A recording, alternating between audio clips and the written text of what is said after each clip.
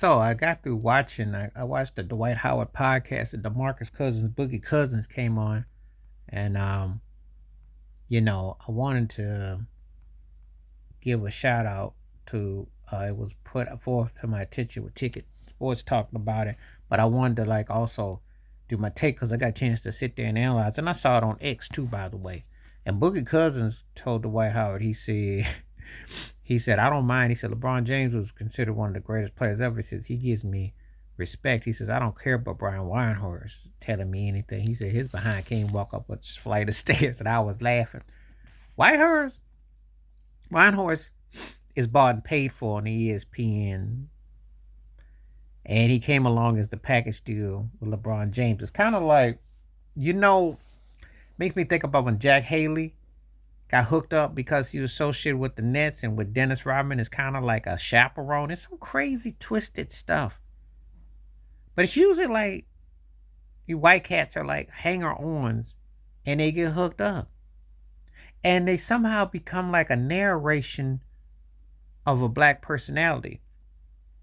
Because Brian Windhorst is kind of like Kato Kaelin was to O.J. Simpson. And why was Kato Kaelin a 40-year-old houseboy at the Simpson compound estate to this day? And it is what he was known for. Beacher surfer who got hooked up by association. Didn't really work, didn't really do anything. Got famous for reasons we don't know.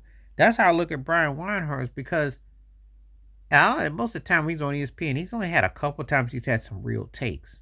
But let's be real. He feeds himself and he lives very well. He's been living off LeBron James now for 50, 80 years now. Come on now.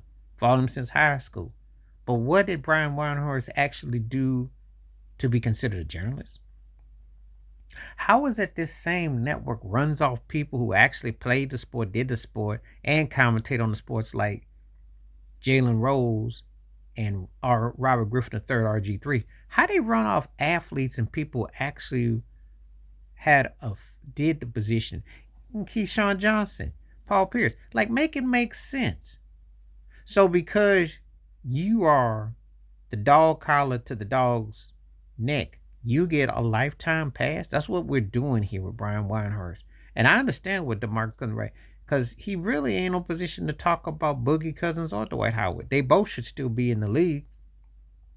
Dwight should be one of the 75 greatest players ever, and Boogie should be on some team that's competing for a championship. Because let's be realistic. If Boogie got the opportunity and what have you, I'm not going to say as great or as talented as Jokic, but he could definitely be a problem.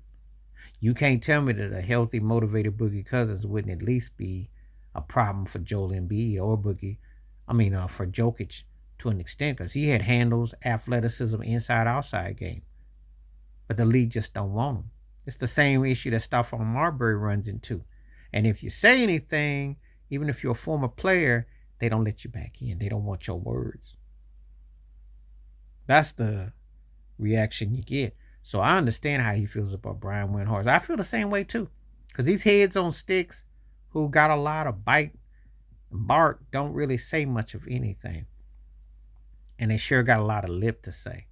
However, you got to remember who runs the league, who owns the league. And why I do call it an NBA plantation, because if you're not having a say, these owners tell these guys what to say.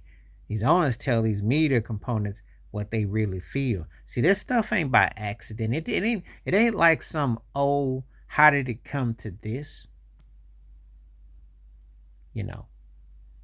It goes back to when you think about, I remember Woody Page was on Around the Horn and he said he would never give Kareem Abdul-Jabbar a job. And that was a reporter saying that. Now, Woody Page is far more credible than Brian Windhorst.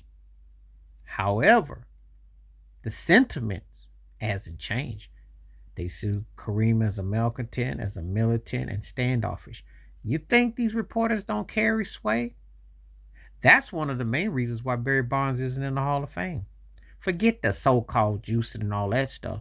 It's because with the media and these reporters, they get to play judge and jury. And when it's a black athlete, call it what you see it. Don't sugarcoat it, because it is what it is.